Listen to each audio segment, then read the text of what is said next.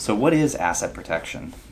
I have a lot of people who hear that word and they think asset protection, that sounds shady, that sounds like you're doing something illegal, or that you're not supposed to be doing, unethical. It's not. Asset protection has been around for years. The whole idea of forming a corporation is for asset protection.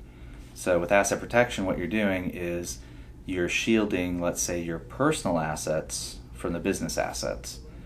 So when you start a new company, you've got your own assets, your house, your car, your bank account.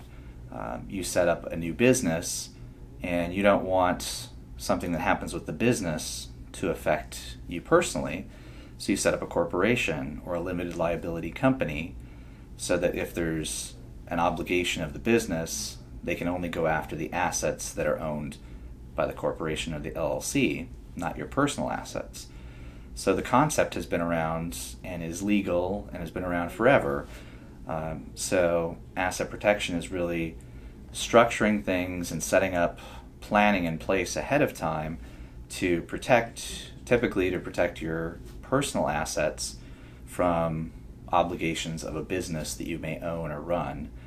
You can also set up asset protection within a business to protect, let's say, the intellectual property of a business from the operations of business. So you can set up a structure where something happens with the operations of the business, an employee sues the business, a vendor, some type of lawsuit usually happens against the business.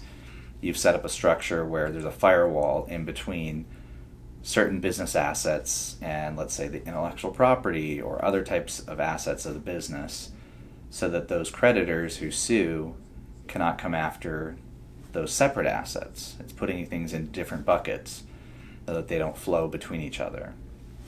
And the times where asset protection can come back to haunt you is if it's not done properly or if it's done at the wrong time.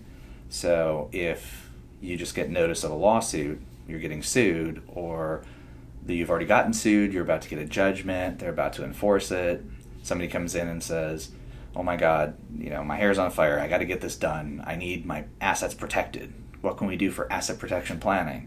Usually it's too late, because at that point you're intentionally trying to defraud a creditor because you know there's a liability on the horizon. Asset protection only works if it's done ahead of time, planning before there's actually all those big liabilities that are coming against you, because the court will look at that and reverse any type of asset protection that you do if it's done when you've already got notice of claims coming against you. And those are fraudulent conveyances. That's when the whole idea and concept of there are certain crimes involved, there are legal issues where they can reverse transactions done by the courts, is usually when you're basically trying to defraud a creditor and saying, hey, I'm going to go hide my assets now that I know I'm getting sued, which is not okay. And that's not what traditional legal asset protection is.